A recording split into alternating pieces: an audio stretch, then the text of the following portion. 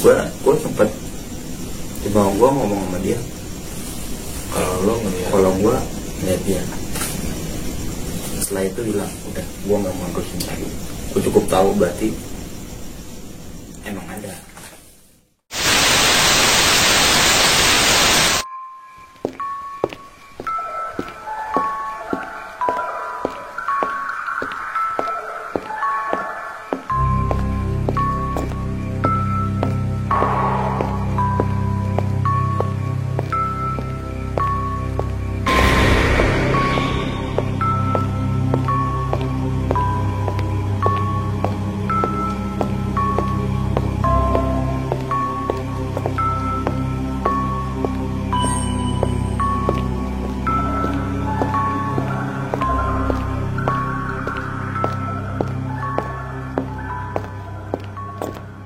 Kembali lagi di Besok Pagi Channel.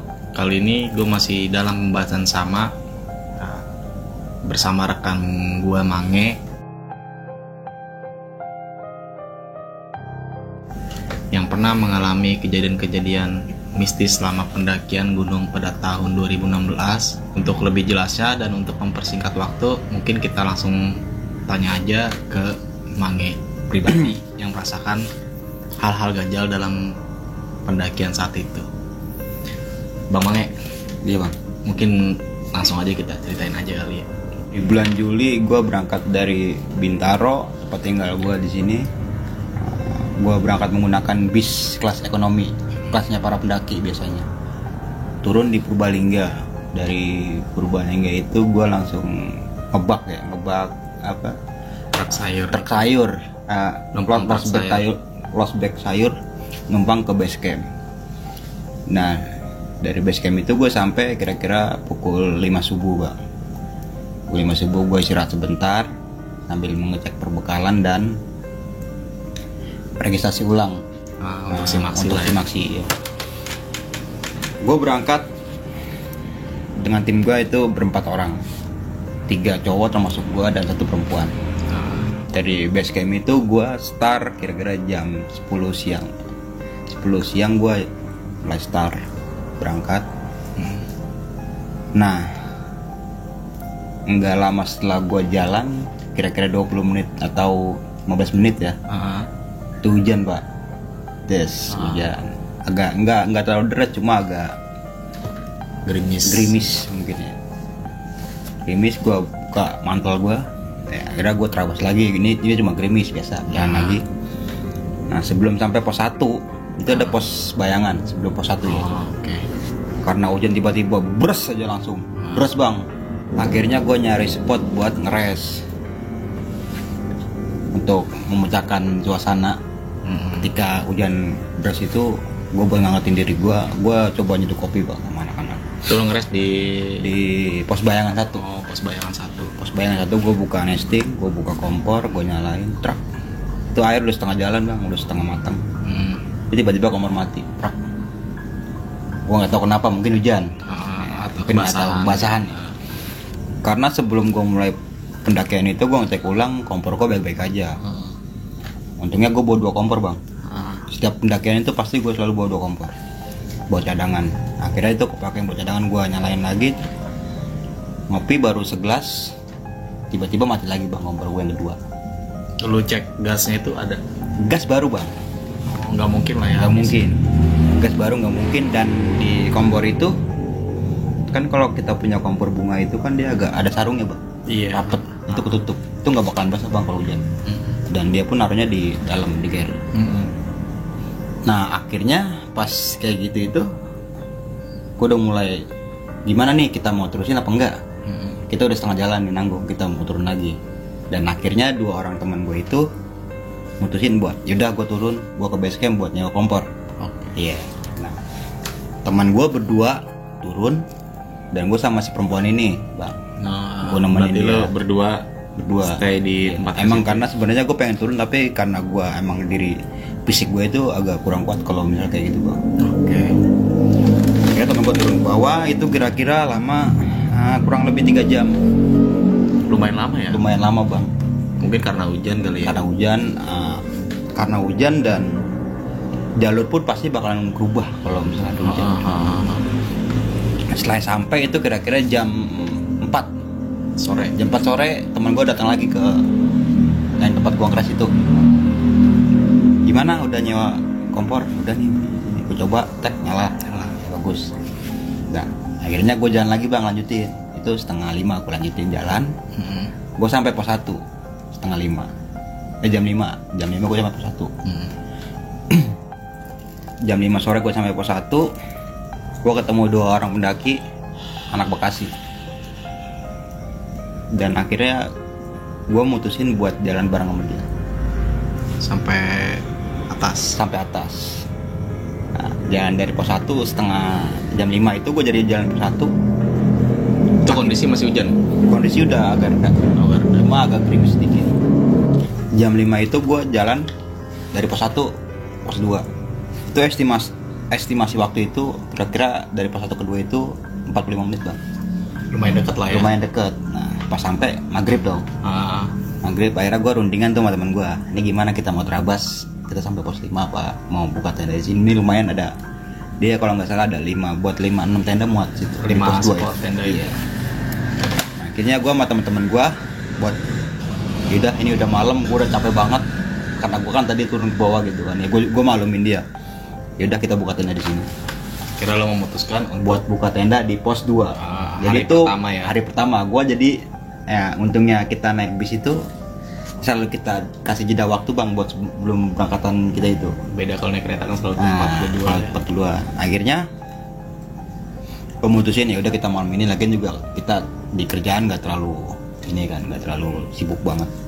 Ya kita buka tenda, kita makan malam itu biasa aja bang. Kita makan malam biasa aja. Terus 8:30 aku bangun agak itu mah kritik masih. Oh, berarti masih hujan berlanjut ya. tapi nggak deras. Cuma tes gerimis lah ya. Gerimis. Gua coba keluar, gua kira ini mungkin udah subuh kali. Tapi ternyata belum, masih gua liat jam 9. Jam 9. Gua bingung tuh bang mau ngapain. Teman gua pada tidur semua. Nah di situ bang gua udah mulai dengar kayak ada suara manggil gua. Woi, kayak gitu bang. Padahal gua di situ cuma ada 2 tenda bang, sama tenda yang anak Bekasi itu kan. Cuma 2 orang. Tenda dia sama tenda gua. Dia pun udah tidur sama. Gua pikir itu biasalah udah di gunung. Ya lu pikirnya mungkin si tenda itu yang manggil-manggil lu. Mungkin. Tapi gua nggak sautin. Itu jam 9 malam ya. Jam 9 gitu. Jam 9 malam gua akhirnya ke tenda lagi, gua tidur. Nah teman gue yang perempuan ini bangun bang. Bang Mange, apa? Mau pipis gitu. Jadi sedih di belakang. Anterin, enggak aku nggak mau. Anterin aja gitu, ngeliatin katanya gitu. Ya udah akhirnya dengan keberanian hati gue, gua anterin tuh perempuan buat buang air kecil. Jaraknya agak jauh dari sono, gue di sini. Udah. Dia balik lagi. Itu kayak mukanya beda pak. Mukanya beda kayak gimana? Mukanya kayak orang ketakutan gitu. Mungkin abis ngeliat sesuatu apa gimana gitu. Udah panik kali ya. Udah gue bilang, udah bang, juang bang. Dia masuk lagi dalam. Udah. Nah singkat cerita nih bang ya, gua langsung ke pagi. Pagi itu gue bangun jam 8. Gue bangun, niat gue emang pengen jam 9 kita harus jalan buat lanjutin buat nyampe pos 5. Akhirnya lagi-lagi bang, hujan dari semalam nggak berhenti bang. Masih dihujanin aja. Masih dihujanin bang.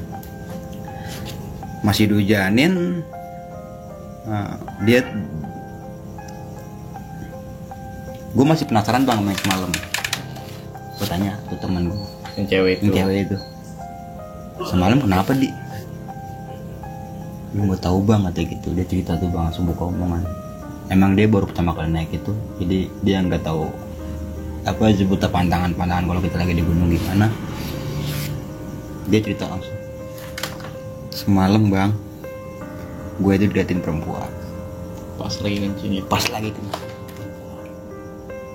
Pantas muka lu beda, gitu. Pas setelah dari situ. Terus gimana? serem banget bang. Gue jadi berani bang, sorry bang. Langsung nih bang gue, duh. Padahal itu cuma cerita dia bang. Ternyata begini naik gunung banget. Ya udah, saya ceritain. Dia semalam nggak bisa tidur bang, dia ngomong gitu. Oh, dia nggak bisa si tidur. cewek itu nggak bisa tidur. Emang kenapa? Ada yang nangis aja bang di belakang tenda. Tapi lu dengar? Gue pulas bang. Lu nggak dengar? Gue pulas. Berarti dia doang yang dengar. Dia doang yang dengar bang. Dia tuh apa ya? Kalau dia cerita itu dia punya apa? Iga jarang. Dia gampang berkempelan. Dia tuh lemah batin apa sebutnya? Gampang kerasukan lah ya. Perisai diri dia itu lemah, jadi gampang kerasukan, jadi gampang lihat. Itu dari jam 9 itu bang, sampai jam 2 dia nangisin terus, masih dengar suara nangis perempuan. Padahal kita berempat dan samping tenda kita cuma berdua bang, ada perempuan lagi selain dia.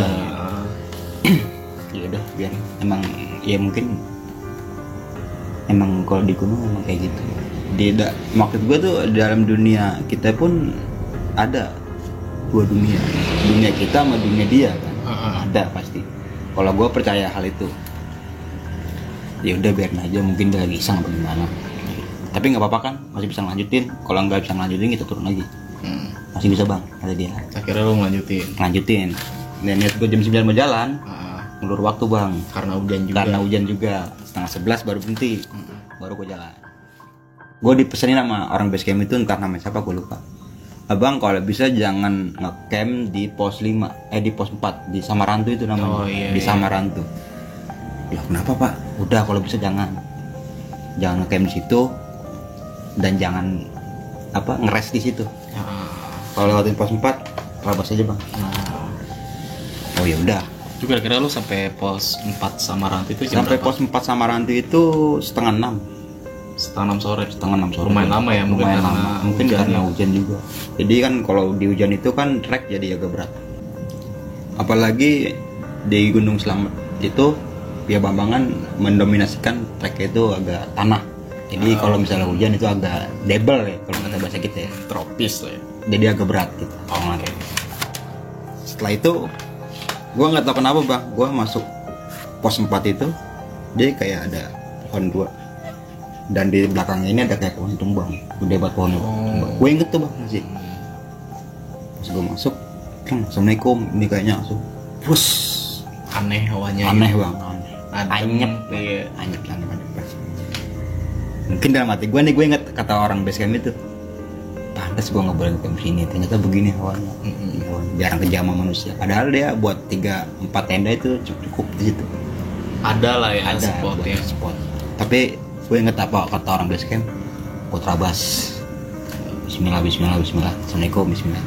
Jalan. Gue sampai pos 5. Berarti pos kita 5 sampai itu jam berapa tuh? Jam 6:30 lah. Jam 6:30 malam. Ketemu gelap. Gue lewat maghrib. Tapi tetap gue maghrib berhenti dulu. 6:30 gue sampai pos 5 itu, gue buka tenda.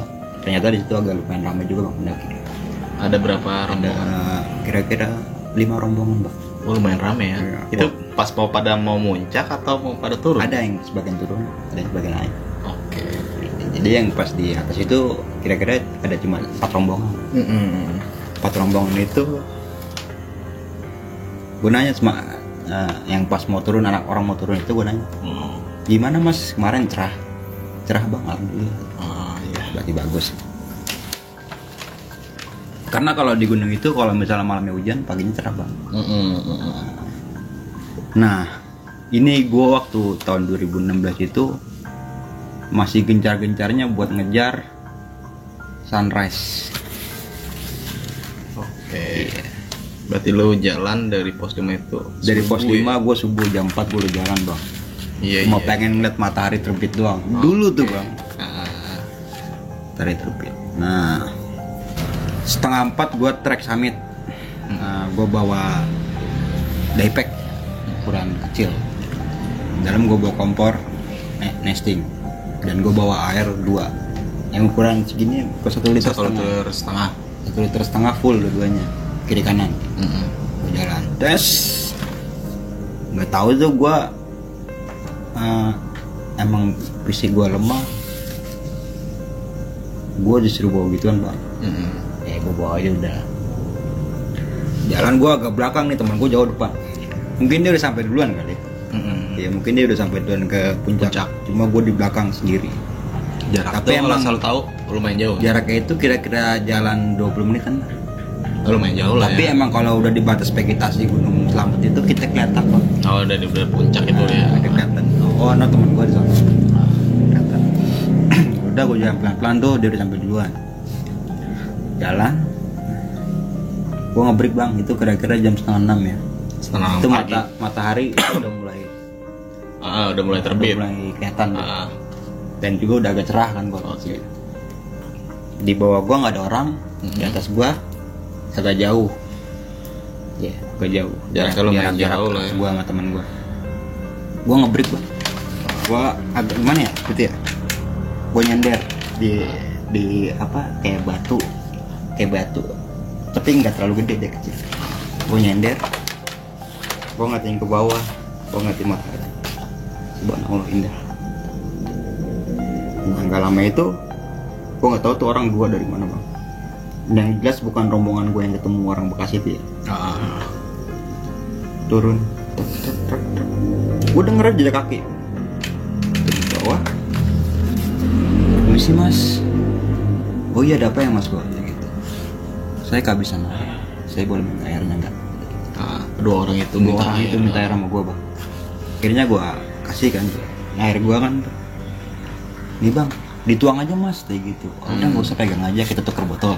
Oke. Gue tuker botol tuh sama gitu. Yang dua orang itu ya? Dua orang itu bang. Dua orang itu gue tuker botol. Botolnya gue ambil nih. Gue taruh lagi, gue bawa balik. Taruh di belakang kayak sini. Yang samping itu kan ya. Gue bawa balik. Gue diam langsung. Astagfirullahaladzim. Gue langsung kayak pengen nangis gini. Takut, panik, segala macam campur aduk lah ya. Yang lu rasain itu apa? Jadi dua orang itu jadi tuh ada, kalau namanya hutan gitu, kalau udah batas vegetasi kan udah nggak ada pohon, plong semua ya, udah nggak ada pohon apa-apa. Itu orang yang gue kasih air gue kemana? Nggak ada bang. Dua orang itu pas gue udah berbalik begitu nggak ada tuh. Perasaan lu di situ gimana itu? Gue panik, gue takut, gue sedih. Tiba-tiba gue jadi kuat bang, gue langsung naik ke atas bang, gue lari nyusul teman-teman gue. Karena panik Takut. Gue nyusul ke atas, aduh. Sampai atas, gue ngos-ngosan, emang gue capek banget lari. Temen gue nanya, lu ngapa ya? Kagak, gue apa-apa. Gue nggak jawab. Serius lu ngapa? Gak apa-apa, lu antar dua, gue ceritain. Oh yaudah, minum dulu. Gue minum. Singkat cerita, gue ngebuka omongan banget di atas karena emang gue penasaran sama orang tadi. Pas banget di puncak. Pas banget di puncak, gue buka omongan sama temen gue sama beberapa pendaki lain.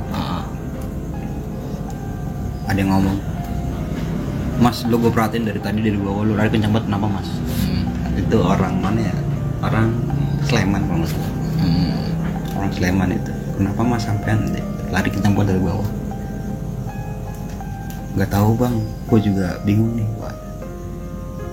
Gue ngasih, ada pendaki minta air sama gue kasih, tapi pas gue balik orangnya nggak ada bang.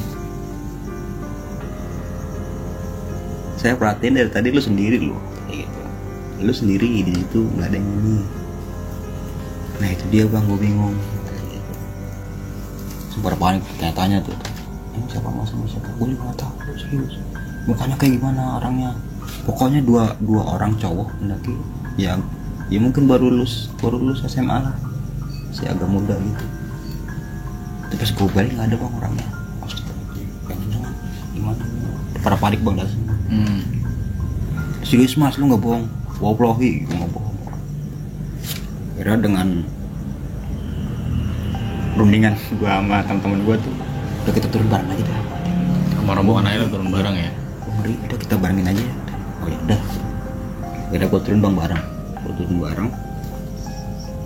Gua jadi itu kan tempat yang di apa yang gua pas papasan orang itu kan dia di sebelah kanan. Gua melipir agak ke kiri bang, gua nggak mau lewatin itu bang. Ngeri ya. Gua melipir, tapi emang ya kita mata telanjang aja kelihatan di tempat. Nggak ada batu, nggak ada apa, batu cuma kecil paling gede ya. Ukurannya normal, batu-batunya masih kecil. Kira gua panik tuh, gua turun melipir dari ke kiri, gua ambil jalur kiri. Gue turun, gue sampai pos 5 tempat gue ngecamp. Berarti turun dari puncak sekitar jam berapa tuh? Turunnya cepet bang. Itu kira-kira jam 9 jam 9 lah gue turun. Sampai bawah jam 10 ya? Sampai pos 5 itu ya? 5 itu jam 10 bang. Udah gue langsung emang barang udah cepet bang. Istirahat lah ya. Gue tidur aja dah. Kata temen gue gitu, istirahat. Iban gue yang masakin. Udah gue istirahat, gue bangun johor jam 12 sampai setengah 12 itu gue bangun makan. Gue masih mikirin itu tadi siapa bang.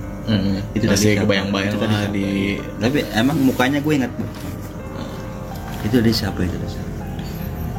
Akhirnya teman-teman gue dan gue juga mutusin aja kita turun. Itu turun dari pos 5 sekitar jam berapa lo berarti? Kira-kira jam 1:30 siang ya? 1:30 siang gue turun.